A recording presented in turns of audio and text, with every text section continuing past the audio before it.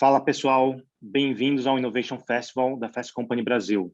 Eu sou Eduardo Roray, sou CTO e VP de tecnologia da Ambev. Então hoje eu sou responsável pelas plataformas digitais que estão transformando a companhia e que levam a cerveja para a porta de vocês. Então é um trabalho muito importante.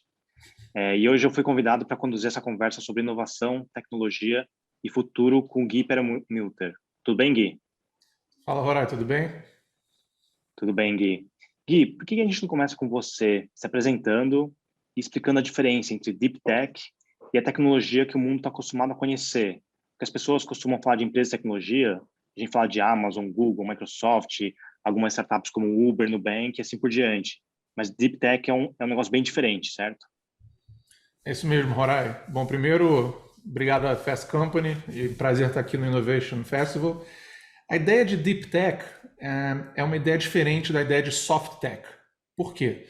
Porque Soft Tech, em geral, é uma área onde as empresas que estão sendo criadas estão recombinando tecnologias existentes. Elas estão pegando coisas que já estão aí e estão rearrumando para criar um serviço novo, criar um produto novo.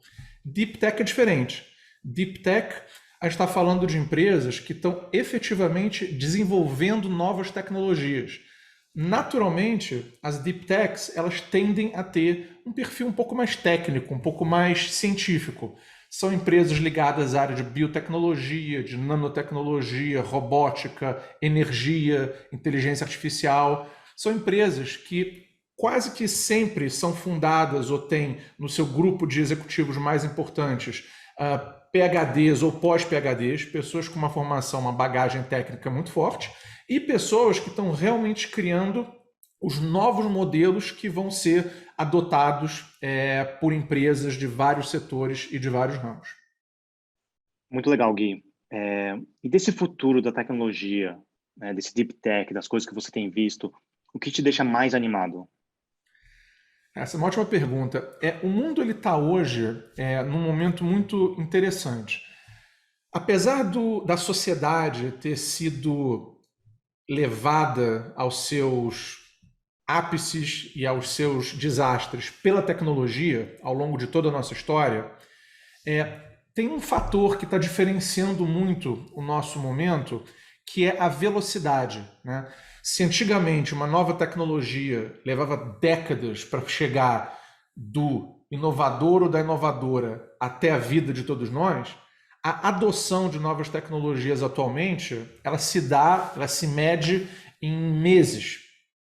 Só para vocês terem uma ideia, o tempo que uma patente levava para se tornar produto era, até 10 ou 15 anos atrás, era em média 20 ou 25 anos. Agora, nessa última década, você pode ter uma patente sendo depositada e já estando num produto que você consome em menos de 2 anos. E isso é que está causando uma diferença importante na nossa percepção de adoção de tecnologia. E dentro dessa adoção em massa de tecnologia que a gente está percebendo, eu acho que tem 3 áreas que merecem destaque, né? A primeira é a área de ciências da vida, né? Em geral, diagnósticos, terapias, saúde digital, descobrimento de novos remédios. Por quê? Porque as ciências da vida ela está numa interseção entre o desenvolvimento de novas tecnologias, como CRISPR, como genoma, como entendimento de como é que funciona a vida de uma célula, com a descoberta de como as proteínas elas se arrumam e se organizam em modelos tridimensionais, uma descoberta recente feita pelo grupo do DeepMind, que é uma empresa que a Google adquiriu alguns anos atrás, e pelo fato que você vai ter, daqui a mais 30 anos, 15% da população mundial com mais de 65 anos de idade. Então, é do interesse de todos nós que a qualidade de vida, doenças neurodegenerativas, doenças associadas à velhice, sejam atacadas o mais rapidamente possível.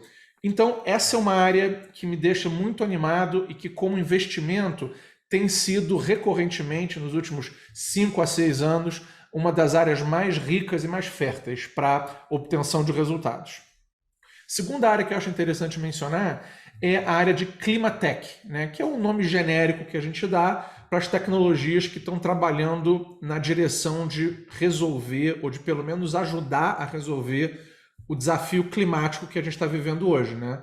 O planeta está numa situação limítrofe, a gente está vendo a atmosfera esquentando alguma coisa perto de 1,5 graus Celsius, que é o limite da irreversibilidade. Se a gente passar disso, a gente vai perder ecossistemas, vai perder algumas fontes naturais de água, vai perder locais onde a gente hoje pode produzir comida. Então, o Climatech tem sido uma das áreas que está recebendo mais atenção recentemente, exatamente em função dessa urgência que se coloca e do fato que, economicamente agora, você consegue investir nos blocos básicos para tentar desenvolver uma bateria mais eficiente, tentar investir em fontes renováveis de energia, tentar investir em tecnologias para sequestrar o carbono da atmosfera. Isso tudo se tornou algo que é passível de ser feito por investidores privados. Então esse é um segundo bloco que me parece altamente promissor. E um terceiro bloco que todos nós experimentamos no nosso dia a dia é o processo de NLP, que é o Natural Language Processing, que são as máquinas que conseguem interagir com as pessoas. Obviamente, não são máquinas conscientes, não são máquinas que têm uma personalidade, né? Isso é questão para ficção científica, mas o nosso telefone, o nosso computador, os nossos assistentes digitais, eles vão continuar se tornando cada vez mais amigáveis e vai ser cada vez mais simples para a gente poder lidar com eles. E essa é uma área que está explodindo, né? Para quem acompanha isso um pouquinho mais de perto, tem um modelo agora chamado GPT-3, é um modelo que está disponível na internet em breve para todo mundo, que é um modelo que foi montado com 175 bilhões de parâmetros, que é uma rede neural, que é um sistema artificial, que permite que você faça uma série de atividades, inclusive atividades que são aparentemente criativas, mas na verdade o que essa rede neural fez, ela aprendeu lendo textos de toda a Wikipedia, de vastas áreas da internet, aprendeu como é que nós, seres humanos, nos comunicamos, ela consegue extrapolar. Então, entre ciências da vida, Climatech e a parte de NLP da inteligência artificial, eu acho que a gente vai ter muita coisa acontecendo aí nos próximos poucos anos, e são 3 áreas que a gente está prestando muita atenção. Caramba, Gui, que legal. Assim, ouvindo você falar de NLP, de Climatech, assim, tem várias perguntas aqui que eu quero fazer.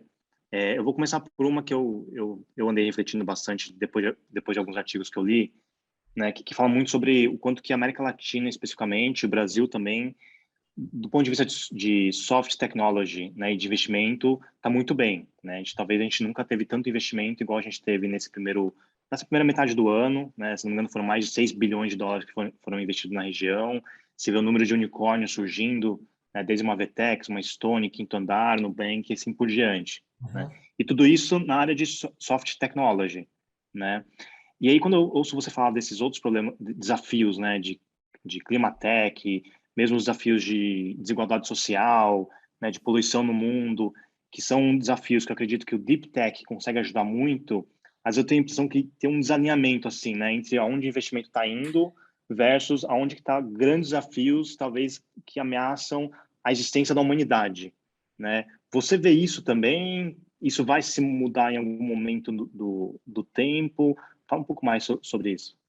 A pergunta é excepcional, Rorai, e você realmente acertou na mosca, né? A gente vive hoje uma situação bastante paradoxal, como eu acho que infelizmente a vocação do Brasil, né? O Brasil é um país que vive com paradoxos há muito tempo. Então, o que acontece? Quando você observa o Brasil como polo de educação superior, né? Universidades e centros de pesquisa, o Brasil é um país que tem uma posição relevante no mundo.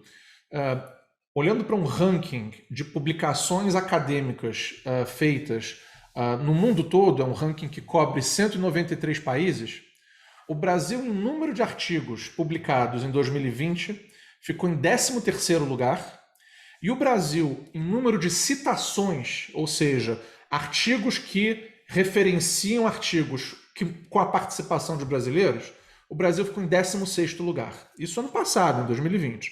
E esse número, ele oscila pouco, né? Se você olhar para os últimos 10 ou 15 anos, o Brasil está ali, top 10, top 15, que é extraordinário, né? Aí você passa a olhar para a parte de educação básica, né? Para o PISA, que é o índice que mede a proficiência dos alunos de ensino fundamental. Em 77 países avaliados, o Brasil fica ali entre os 65 e os 68, em uma disciplina um pouco melhor, outra um pouco pior, mas claramente numa posição incompatível com o ranking que a gente consegue ter na parte de educação superior ou de pesquisa científica. Então esse é o primeiro elemento, vamos guardar isso. Segundo elemento, Deep Tech, como você já está indicando aí, é um tema onde as startups elas não podem funcionar com um laptop, o acesso à internet e um banco de dados. Ou seja, Deep Tech, de forma muito genérica, precisa de laboratório, precisa de patente, precisa de equipamento para você poder empurrar a fronteira do conhecimento para frente. Isso exige um programa de Estado, não um programa de governo para o próximo ciclo eleitoral. Isso exige um programa de Estado, uma cultura de investimento em universidades, em centro de pesquisa, na formação de mão de obra qualificada, em uma legislação que permita que você transborde a patente ou a propriedade intelectual que foi desenvolvida na universidade para uma empresa, para um grupo que vai tentar fazer disso um negócio que vai gerar emprego, que vai recolher imposto, que vai criar prosperidade. Os royalties, ou os direitos sobre essa invenção para a universidade, são uma coisa padronizada no mundo todo. As universidades, em geral, têm os seus escritórios de inovação que cuidam da patente, que cuidam dos contratos, que cuidam disso. No Brasil, você já começa a ver esse movimento acontecendo, mas é tímido perto do nosso tamanho e do nosso potencial. E o terceiro elemento que amarra todos esses é a competitividade do ambiente de negócios. Você, como executivo de uma das maiores empresas do Brasil e uma das maiores do mundo no seu segmento, você sabe que o Brasil, em termos de complexidade para fazer negócio, é um dos países mais únicos do mundo. O Banco Mundial ele procurou ranquear esses países. Até 2020, ele produziu um ranking dando a facilidade para fazer negócios dos países. De 190 países ranqueados, o Brasil fica em 124º, apesar de ser um dos 12 ou 15 maiores PIBs do mundo. Então é um paradoxo muito grande você ter uma economia pujante, empresas de altíssimo nível, universidades de qualificação internacional, mas um ambiente de negócios, um ambiente onde a forma como a gente consegue aproveitar isso tudo, ela é muito engessada, ela é muito complexa. É exatamente isso que eu acho que responde a tua pergunta. O Brasil tem empreendedores excepcionais, é um país que produz gente muito criativa, gente muito inspirada, mas é um país no qual a gente tem uma falta de estrutura para suportar os empreendedores ou empreendedoras que queiram ir para uma área mais técnica e mais científica. E esse é o desafio que eu acho que a gente tem que olhar com muita atenção, porque é isso que vai determinar quais as nações que vão prosperar nas próximas décadas e quais vão ficar nesse ciclo vicioso de dependência internacional. E você acha que o Brasil cresce nesse sentido, né? Tem novas políticas surgindo, as empresas estão cada vez mais se aproximando do mundo acadêmico, talvez elas consigam fechar esse gap ou não. Você tem esperança assim, para o nosso futuro ou não? Eu acho que a gente tem que ter esperança, quer dizer, parte do trabalho que a Grids Capital faz, parte do trabalho que a gente fez quando a gente escreveu o Futuro Presente, o Mundo Movido à Tecnologia, é conscientizar e tentar contribuir para que esses elementos eles convirjam. Existe certamente, você está correto, se você olhar para a atividade de corporate venture capital no Brasil, ela vem crescendo a largos passos, quer dizer, as empresas já entenderam que se não estiver perto do ambiente de inovação, a chance de sobrevivência diminui muito. Só para você ter uma ideia, em 1930, uma empresa que entrava no S&P 500, que é o principal índice da Bolsa de Valores norte-americana, ficava em média 90 anos no índice. Em 2025, a expectativa é que o tempo médio de permanência da empresa no índice S&P 500 seja de 14 anos. Então as empresas entenderam, se não estiver perto do ambiente de inovação, se não tiver programas de inovação importantes, vai ficar para trás.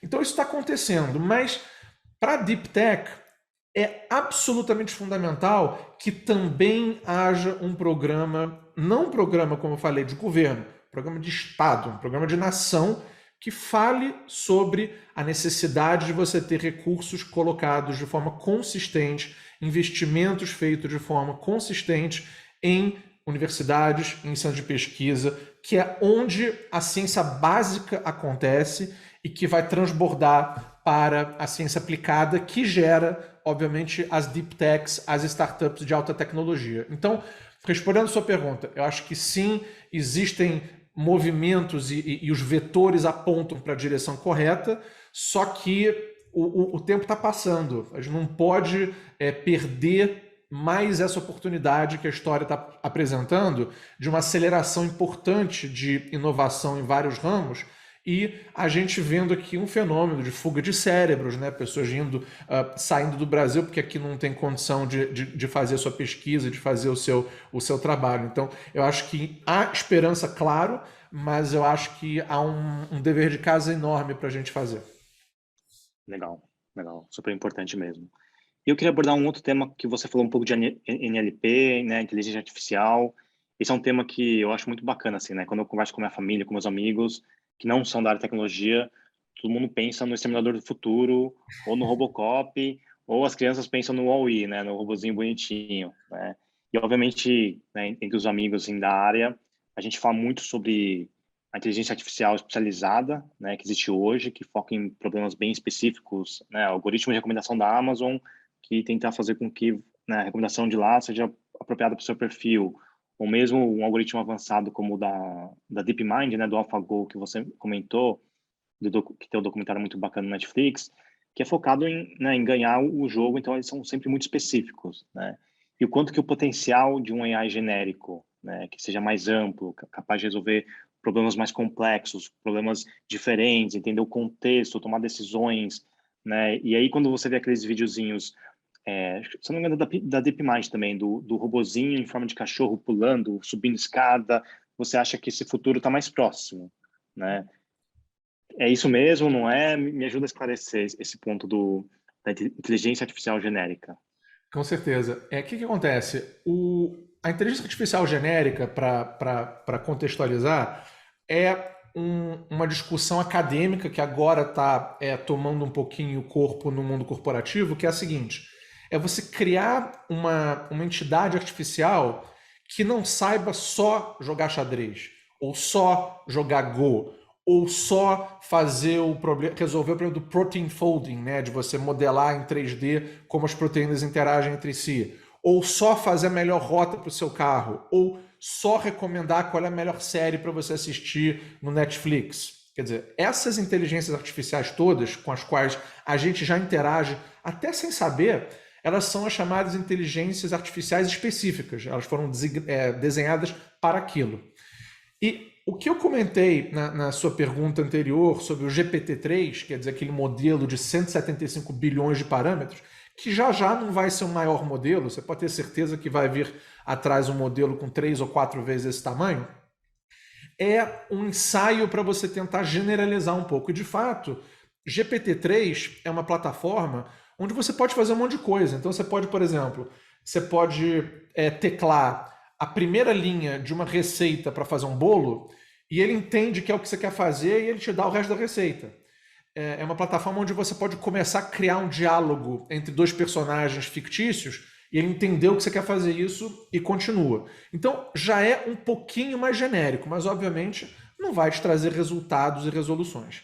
Nesse momento da tecnologia e dos trabalhos acadêmicos, o que dá a impressão, Rorai, é que a gente está vivendo hoje quase que uma prova de conceito, ou seja, iremos conseguir um dia fazer uma inteligência artificial genérica ou iremos cada vez avançar mais com milhares de inteligências artificiais específicas que vão cada uma desempenhar o seu papel.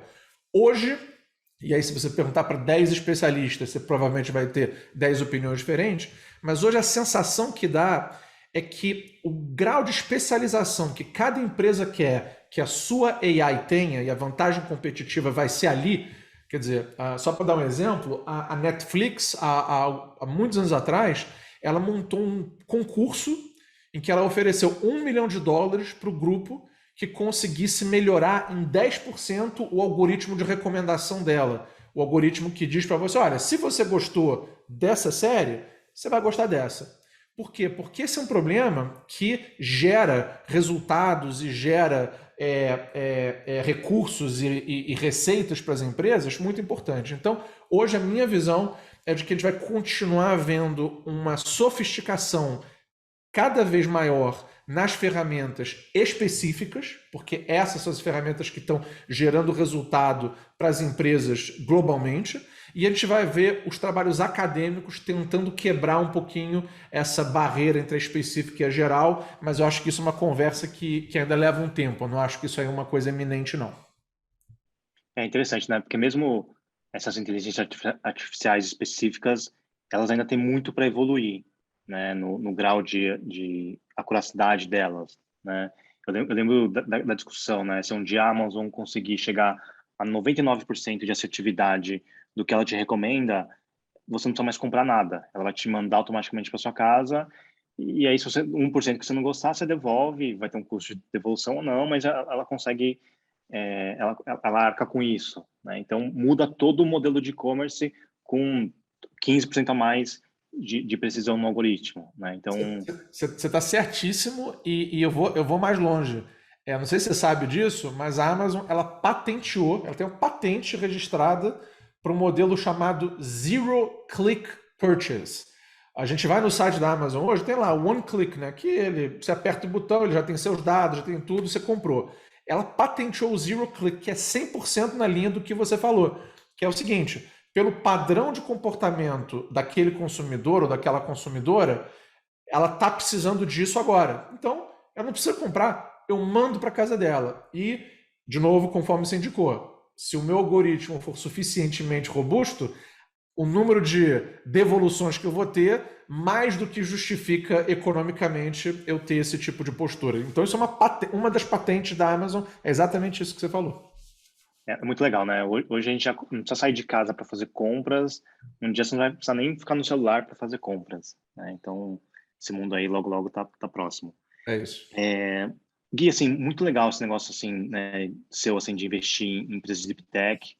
É quase como que todo mundo que estivesse trabalhando em alguma coisa no futuro batesse na sua porta, né? Então você consegue ter uma possibilidade muito grande de espiar, assim, né, coisas possíveis para o nosso futuro, né?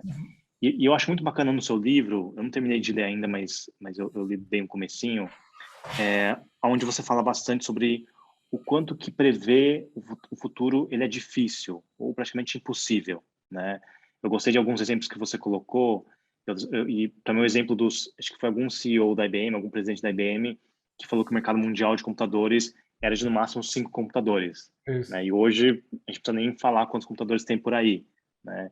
E teve um outro de alguém que falou que as pessoas iam ficar cansadas de ficar olhando por uma caixa preta, né? Que é a televisão, e que talvez agora com Netflix a gente passa mais tempo ainda assistindo, né? Então, assim, para mim, se o futuro ele é tão difícil ou impossível de prever, né?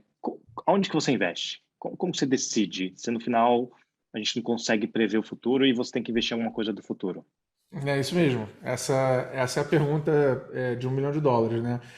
Então, a minha história é uma história que está muito ligada à gestão de risco, né? Eu sou engenheiro de computação, eu fiz um mestrado na área de inteligência artificial, eu trabalhei durante muitos anos fazendo gestão de risco e alocação de recursos. E isso se combinou com essa minha formação em tecnologia para, obviamente, me dar as ferramentas para poder fazer venture capital, especificamente em deep tech.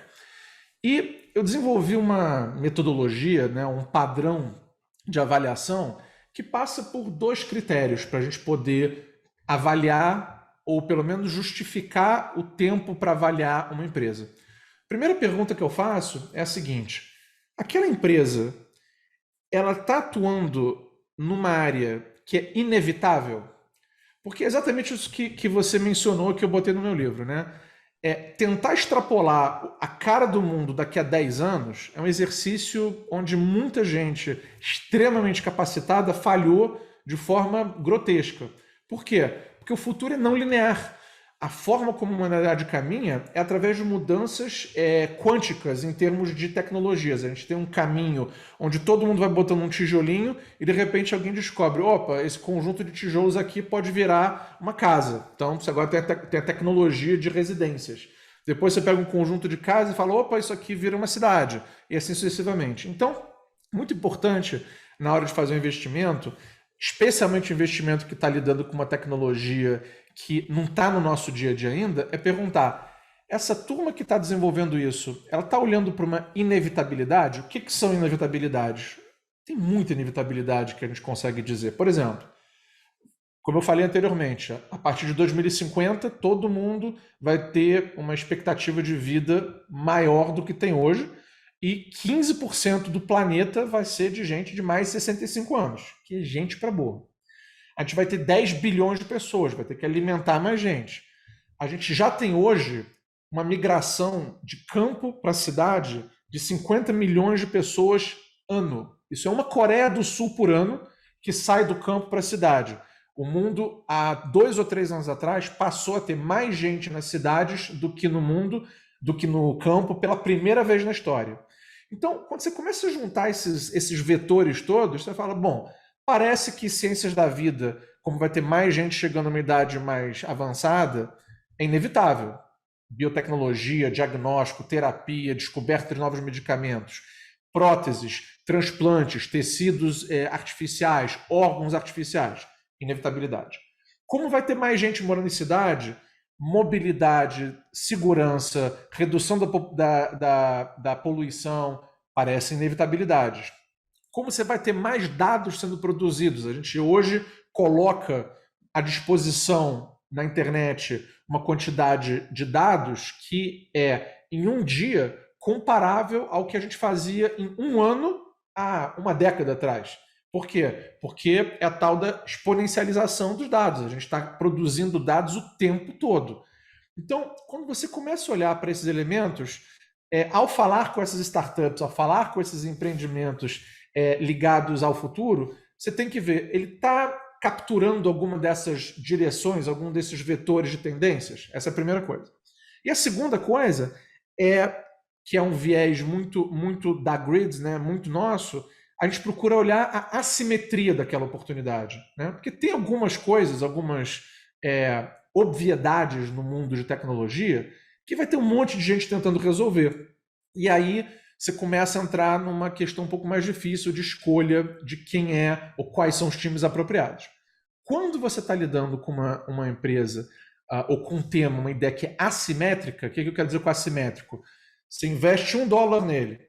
Você pode perder esse dólar se você estiver errado ou se não der certo. Ok. Mas se você tiver certo, em vez de perder $1, você pode ganhar 5, 8 ou 10.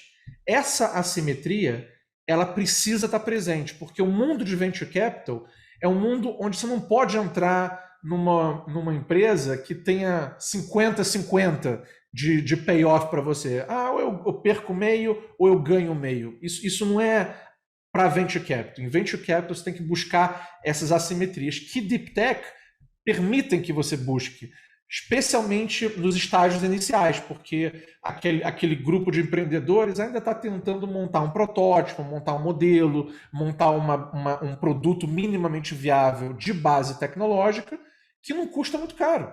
Ele não está tentando escalar o produto dele para atingir 150 milhões de pessoas. Ainda está tentando fazer uma coisa muito limitada. Então, quando a gente vê uma coisa que é inevitável e uma oportunidade que é assimétrica, isso é um sinal que a gente deveria, aí sim, iniciar o processo de diligência tradicional, falando com todos os aspectos do negócio, todos os aspectos da inovação, para poder finalmente definir se há um investimento para a gente ou não. E quando você fala assim de inevitabilidade, né? Pelo menos pensando aqui rápido, todos os casos que eu imagino são talvez eu esteja sendo um pouco pessimista assim, mas são as grandes catástrofes, né? Vai faltar água, vai faltar luz, a comida que não vai chegar para todo mundo. Tem alguma coisa fora dessas coisas talvez ruins que estão vindo aí pela humanidade? Isso só me diz que você tem DNA de risk manager, que você é um cara que tem vocação para ser risk manager, que você está pensando no que pode dar errado e não no que pode dar certo. O que você falou, Rorai, é exatamente o que é o problema que tem que ser resolvido. Porque se tem uma situação que não tem estresse, não tem estrangulamento, não tem pressão, não vai ter empreendedora ou empreendedor pensando naquele problema. O que cria, o que provoca a ideia de criar uma empresa nova para alguém é olhar para o mundo e falar, putz, esse negócio não está legal, eu vou resolver esse negócio. Isso aí é soft e deep tech. Você pode pegar qualquer startup que você queira, no Brasil, no Canadá, na Inglaterra, na Austrália, e olha para o que o empreendedor ou a empreendedora decidiu fazer inicialmente. Ele está tentando resolver alguma dor, está tentando resolver alguma coisa que não está funcionando bem. O grande desafio que separa empreendedores bem-sucedidos de empreendedores que não conseguem fazer a sua visão prevalecer tem empreendedores que se apaixonam por uma solução. Eles falam, poxa, eu descobri como é que eu consigo resolver isso aqui de uma forma. Então, eu passei a vender a solução. Mas não é isso que o mercado quer. O mercado quer alguém que se apaixone por um problema e consiga resolver o problema. E esse problema tem que ser relevante, esse problema tem que ser grande, ou esse problema pode ser muito pequeno, mas valer muito para um grupo específico de pessoas. Essa é a diferença. Então, você está correto. As inevitabilidades, elas estão associadas a pontos de pressão, a pontos onde a gente tem que tomar uma atitude, porque se as coisas seguirem o seu curso natural, elas vão entrar em uma situação que não vai permitir que a gente possa escapar dela. Legal, faz sentido. E aí eu queria explorar um último tema que no seu livro você aborda, que eu particularmente acho muito interessante. Você fala um pouco do risco, não sei nem como traduzir, mas de um tech-driven lifestyle, né? Um estilo de vida muito tech, assim, né? E eu vi muito, assim, uma vez que eu li alguns artigos também que falavam sobre como que o número de pessoas com miopia, com problemas no olho, aumentou exponencialmente por conta do celular, né? Esse excesso de tela muito próximo, até em crianças, etc. E, ao mesmo tempo, foi a tecnologia que hoje permite que uma operação de miopia seja super rápida, super simples, né? Em alguns minutos você vai lá e corrige, né? É o mesmo caso daqueles cartoons que existem, né? Que mostra como a rede social consegue juntar pessoas que estão em países opostos, mas distancia pessoas que estão, amigos que estão jantando em uma mesma mesa, né? Então, fala um pouco mais desse equilíbrio e desse risco dessa nossa vida, que ela está cada vez mais tech-driven, isso é um fato, né? Então, para onde você acha que a gente vai caminhar? Como está esse equilíbrio hoje? Pois é, isso mexe com uma parte da nossa personalidade que está codificada no nosso sistema operacional, né? Tem um psicólogo americano chamado C.F. Skinner, que ele fez uma série de testes na década de 1950 e 1960, e ele mostrou que nós somos movidos a recompensas, né? O ser humano é movido a recompensas. E que o que nos faz voltar para buscar mais recompensa é a incerteza do resultado. Então, por exemplo, se você faz um post que tem um monte de likes e um monte de comentários, você vai ter uma carga de dopamina, você vai falar, pô, que legal, fiz uma coisa que as pessoas estão interessadas, e vai ficar muito feliz e vai querer fazer de novo. E quando o próximo não for tão bem sucedido, você vai querer tentar de novo, porque agora você quer voltar para aquela situação. Alia a isso a natural ansiedade que você olhar para a tela do seu telefone, que é a última coisa que você vê antes de fechar os olhos para dormir, e a primeira coisa que você olha quando você acorda, todo mundo quer dar aquela checada no celular, a gente dorme com o celular na cabeceira, com carregador. 100% das pessoas que eu conheço dormem assim. O cara tem que fazer um esforço deliberado para deixar o celular fora do quarto, deixar o celular em outro cômodo. Então, quando a gente faz isso, a gente está também sendo pressionado por aquelas notificações que ficam pipocando o dia todo a ver o que está acontecendo. Por quê? Mesmo princípio. Será que não é exatamente essa notificação que vai mudar a minha vida? Que não tem uma notícia que eu preciso saber agora para agir por causa do meu emprego, por causa do meu casamento, por causa da minha paternidade, minha maternidade? Então a gente está sempre refém disso. O contexto que isso criou, que é o risco que a tecnologia traz, é exatamente o coração da sua pergunta, ele está refletido aí nos números. Tá? A gente está num mundo onde a gente nunca teve um percentual tão alto de suicídios em jovens adultos, em adolescentes e em até crianças de 10, 11, 12 anos. Por quê? Porque a sua personalidade digital ficou mais importante que a sua personalidade real. Porque você é avaliado pelo número de seguidores, você é avaliado pelo número de likes, você é avaliado pela tua presença online, que é um exercício que é impossível de você acompanhar se você quer ter uma vida aqui no mundo real. Se você pensar bem, a gente vive num planeta hoje onde para duas pessoas, uma tem 100 seguidores, a outra tem 3 milhões, a opinião da pessoa com 3 milhões de seguidores é mais importante que o fato da pessoa com 100 seguidores. A gente está num planeta onde está tudo ao contrário.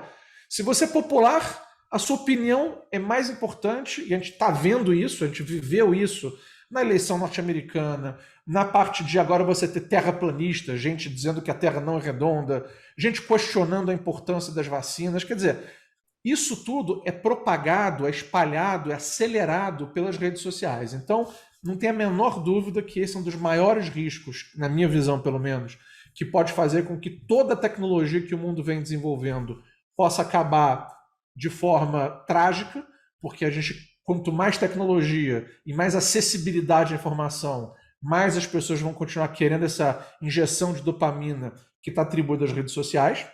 E esse é um dos grandes desafios que a gente vai viver nas próximas décadas. Como é que você desconecta as pessoas das suas personalidades digitais sem fazer com que isso faça com que elas percam produtividade, percam essa reconexão com parentes ou amigos que moram longe ou coisa do gênero. Esse é um desafio e certamente na minha lista é um dos maiores riscos que a gente corre como sociedade para o futuro. Essa escravidão gerada pelas redes sociais.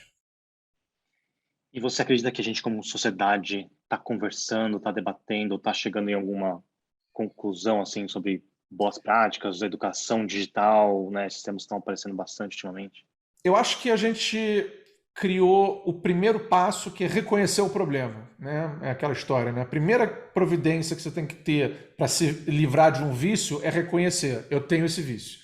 Isso me parece que acontece. Eu acho que as pessoas agora estão conscientes de que o vício em redes sociais, o vício na personalidade digital, ele está identificado, ele existe, é uma coisa concreta. Agora, quão rápido a gente vai conseguir, porque as estruturas que estão organizadas para lidar com algo que se move na velocidade da tecnologia, que é um tema que você conhece profundamente, é uma competição desleal, né?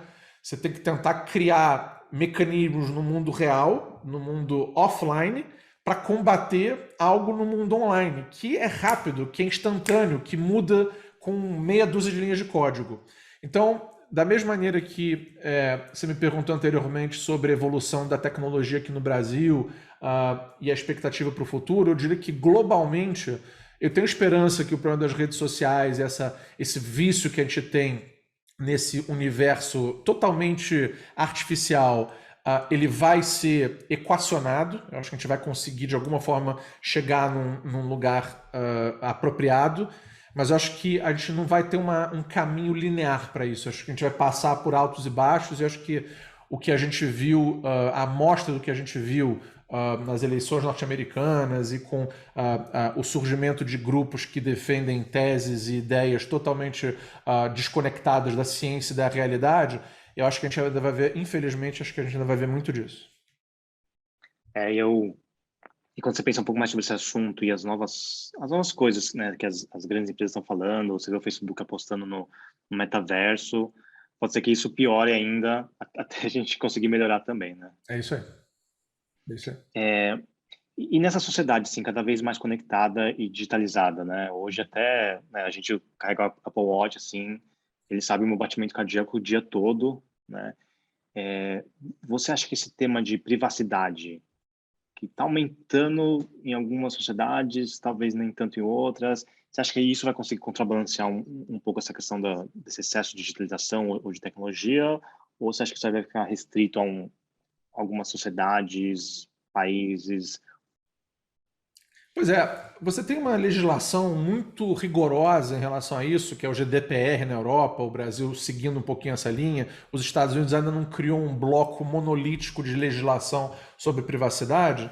Mas o que eu acho que a gente deveria ter um pouco de consciência, e não tem a menor dúvida que essa é uma questão sensível, é que a gente não pode ter o bolo e comer o bolo ao mesmo tempo. A gente tem que escolher o que a gente quer. A gente só quer ter o bolo e olhar para ele, ou que a gente comeu o bolo também. O que eu quero dizer com isso? A gente quer usar o Google, então a gente vai dar informação para o Google sobre a gente, o que, que nos interessa, o que, que a gente quer procurar. Ah, não, mas eu quero que ele me diga, mas não quero que ele saiba que foi eu que pedi. Ok, você pode fazer isso, mas quando você pedir de novo, ele não vai lembrar que você pediu e não vai conseguir agilizar a tua vida. Você pode olhar para um programa na Netflix ou fazer uma compra na Amazon e não dizer que é você ou se manter anônimo, mas você vai perder a facilidade e a funcionalidade. E a vida digital que nos é apresentada, ela vem embutida com a facilidade, ela só faz sentido com a facilidade. Você só usa o Waze porque você acredita que ele sabe melhor que você qual é a rota que você tem que fazer para o aeroporto. E se você disser, não vou usar porque eu não quero que ele saiba para onde eu estou indo, ok, perde teu voo, não tem problema nenhum, é um problema teu. Então, eu acho que esse problema de privacidade, ele não pode vir às custas de um estilo de vida com o qual todos nós nos acostumamos. Então, a gente tem que saber que quando a gente coloca uma busca numa experiência de navegação, quando a gente assiste um programa, quando a gente bota no celular um lugar que a gente quer ir, quando a gente deixa o GPS ligado, a gente está dando dados para que nós possamos nos beneficiar. Por quê? Porque as empresas que estão fazendo isso, elas querem que a gente continue usando os serviços deles para poder remunerá-los.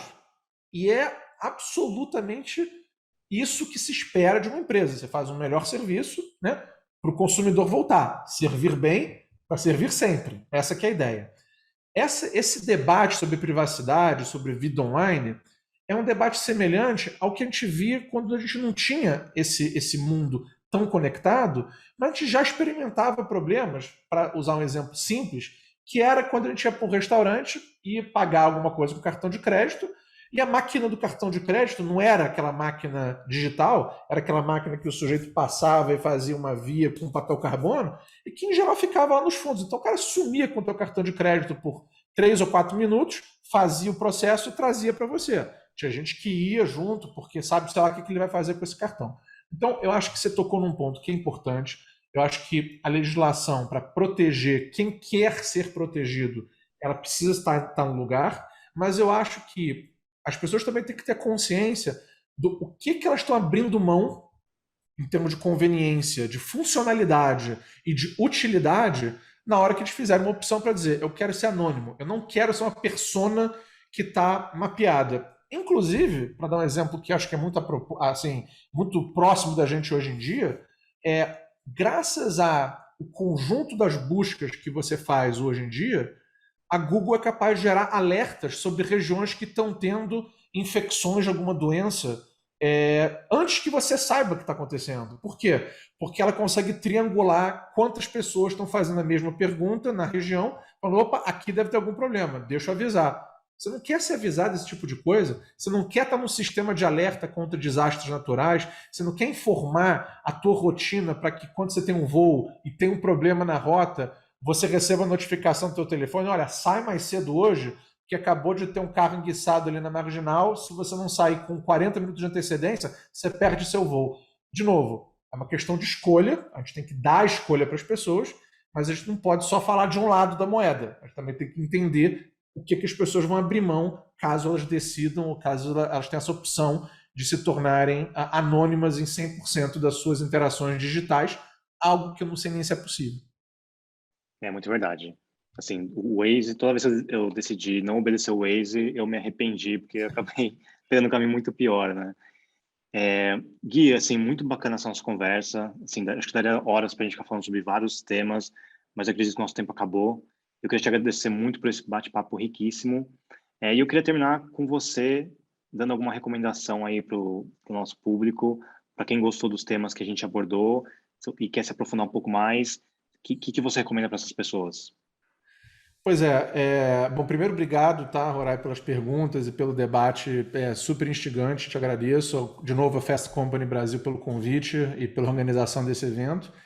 Eu acho que, obviamente, não querendo fazer propaganda, mas já fazendo, eu acho que o meu livro, né, que é Futuro Presente, o Mundo Movido da Tecnologia, eu acho que é um lugar para quem tem interesse em conhecer o que vão ser essas novas tecnologias que vão mandar na nossa vida durante as próximas décadas, de uma forma não técnica, de uma forma muito leve. Eu acho que vale a pena uma leitura legal.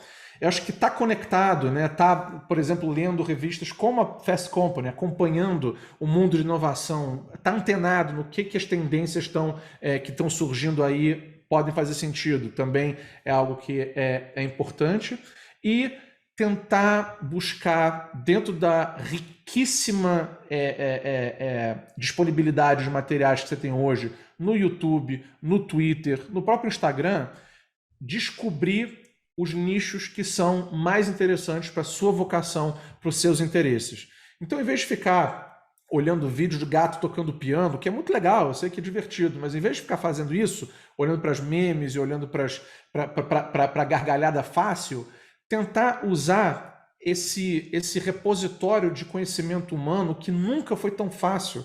Você pode hoje assistir um curso do MIT, você pode hoje assistir um curso de Stanford, você pode hoje ler literatura produzida pela USP, pela Federal de São Carlos, pelo ITA, pelo IME, pela PUC do Rio.